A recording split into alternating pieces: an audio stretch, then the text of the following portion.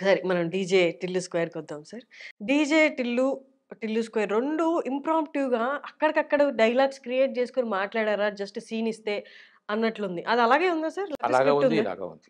అలాగా ఉంది, ఇలాగా ఉంది. స్క్రిప్ట్ గూడా ఉంది. స్క్రిప్ట్ ఉంది, వితౌట్ స్క్రిప్ట్ ఉంది. హ్మ్. ఇంప్రొవైజేషన్ ఉంది, ఆన్ ది స్పాట్ ఉంది, స్పాంటేనియస్ ఉంది. హ్మ్. అలాగ అన్నీ జరుగుతుంది. కానీ లేదు అలాంటి మీకు చిన్న ఉదాహరణ చెప్తా మీకు. హ్మ్. చిన్న ఒకటే ఒక ఉదాహరణ. ఒక సీన్‌లో అనుపమ గారు, హీరో గారు అక్కడ నిలబడి ఉంటారు. హ్మ్. మేము వాళ్ళకు హారతి ఇచ్చేసి ఇంట్లోకి స్వాగతం పలుకుతాం. హ్మ్. అక్కడేం చేసింది అనుపమ, హ్మ్. ఆమె హారతి నా వైఫ్ క్యారెక్టర్ హారతి ఇవ్వగానే హ్మ్. కళ్ళకద్దుకుంది. ఆమె కాళ్ళకి దండం పెట్టింది. నా కాళ్ళకి దండం పెట్టింది. హ్మ్. మేము అత్తామామలం కాబట్టి. హ్మ్. నేనేం చేశాను, ఆమె కాళ్ళు మొక్కింది. చాలమ్మా గాడ్ బ్లెస్ యూ, హ్మ్. God bless you, God bless you అని చెప్పేసాను. ఆమె లేచి నిలబడ్డది. వీడిని చూసా. హ్మ్. నువ్వు కయే ఎక్కువ ఆ! అన్నట్టుగా. ఆ! అది లేదు మరక్కడ. ఓకే. అది లేదు. ఆ! హ్మ్. ఆయన ఇట్లా చూసాడు. ఆ! అంటే ఫస్టు మరి మానిటర్‌లో యాహ్! నేను ఆమె లేచిన తర్వాత మాకేం లేదు ఇక అక్కడ. ఆ! ఆ! మాకక్కడ ఏం లేదు. ఆమె దండం పెడితే లేస్తది అంతవరకే ఉన్నది. ఆ! ఆమె లేచింది. హ్మ్. మానిటర్ చూస్తున్నాము. హ్మ్. ఆమె చేసిందిగా మరి వీడు మొక్కాలి కదా అని నాకనిపించింది. నాకనిపించేసి నేను వీడిని చూసినా అన్నా. ఆ! అంటే మొక్కు అన్నట్టుగా. హ్మ్. నేనేదో మొక్కుతానట్టుగా ఆయన చూసిండు. ఆ! పద్ధతులు నేర్చుకో ఊపుడు కాదు. ఇవన్నీ నేనే అన్నా. ఆ! అది ఉండిపోయింది అలాగా. అంతే అమేజింగ్. అట్లా. అటువంటివి చాలా ఉన్నాయి మేడం. బట్ అది 'Tom and Jerry' kind of combination కదా మీ అంటే ఇద్దరిది. అక్కడ మా ఇద్దరికి ఆ యొక్క ఆ స్పర్శ ఉన్నది మా ఇద్దరి లోపల. హ్మ్. తండ్రి కొడుకులుగా హ్మ్. ఆ స్పర్శ ఉన్నది. హ్మ్. వాడు దారిలోకి రావాలి, ఉన్న ఒక్కడే కొడుకు అనే ఒక ఆవేదనతో కూడిన ప్రేమ నాకున్నది. హ్మ్. వానికి టిల్లుకేమున్నది? హ్మ్. మా డ్యాడీ ఎంత చెప్పినా మా డ్యాడే గదా! ఏది చెప్పినా మా డ్యాడే గదా! మా నాన్న హ్మ్. అనే గర్వం ఆయన లోపలున్నది. హ్మ్.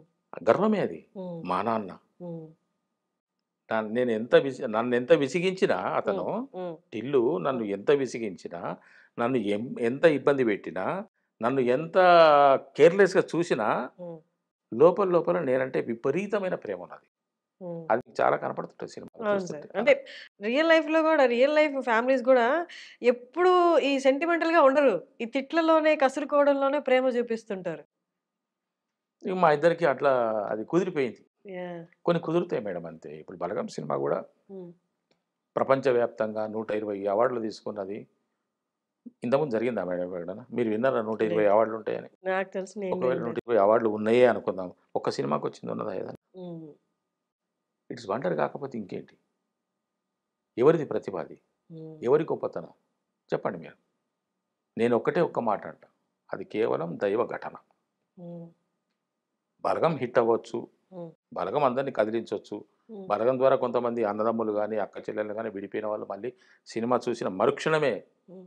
మరుసటి రోజు కాదండి బాబు. హ్మ్. మరుక్షణమే, సినిమా చూసిన మరుక్షణమే కలిసి ఉన్నవాళ్ళున్నారు. ఇవన్నీ ఒక ఎత్తు. ఆ సినిమా ఆ స్థాయికి వెళ్ళటం, ఈ స్థాయికి వెళ్ళటం. హ్మ్.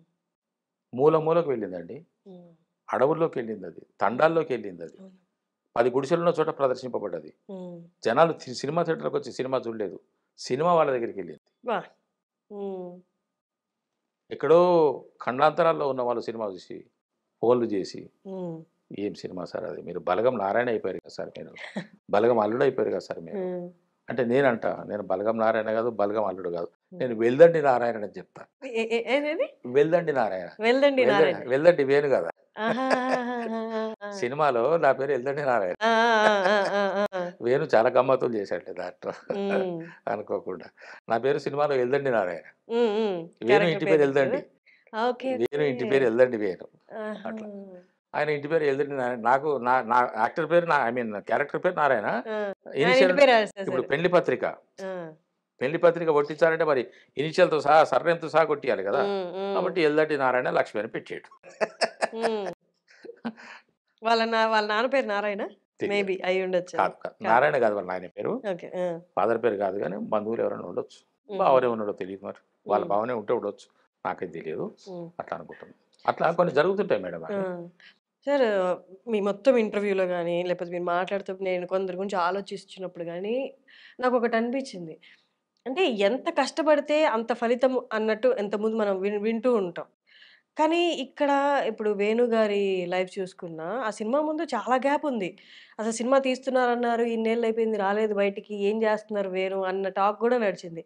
కానీ వన్స్ డైరెక్టర్‌గా బయటొచ్చిన తర్వాత, అది నార్మల్ మీరన్నట్టు ఇది మనుషుల ద్వారా వచ్చే హిట్ గాదది. అలాగే మీ జర్నీ జూసుకున్నా వేణుకు దూరదృష్టి ఎక్కువ. హ్మ్.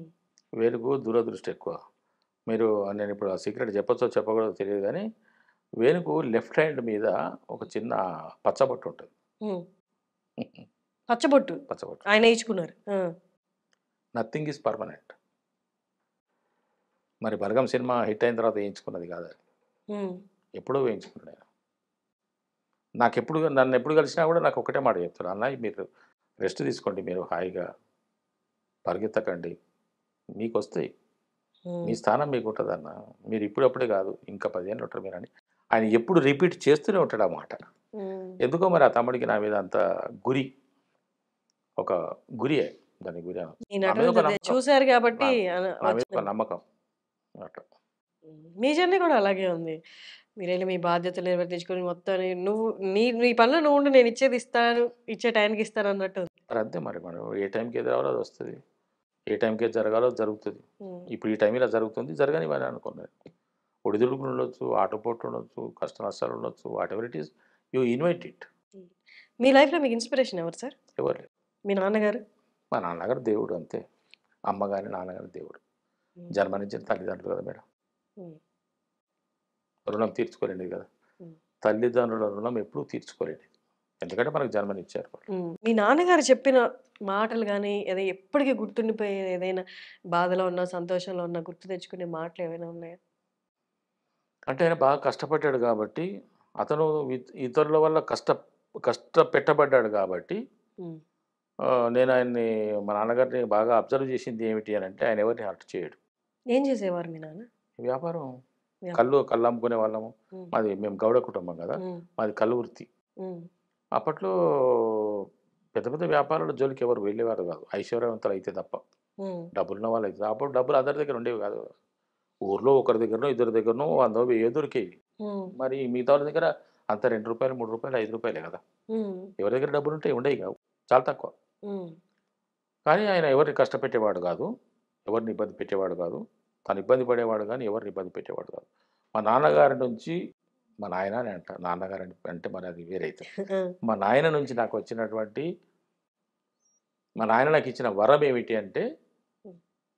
ఆయన లక్షణాలు నాకొచ్చినియి. హ్మ్. మా నాయన లక్షణాలు నాకొచ్చినియి. హ్మ్. ప్రేమగా ఉండడము,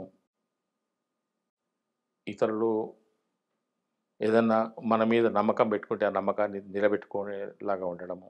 హ్మ్. ఎవరిని చెయ్యి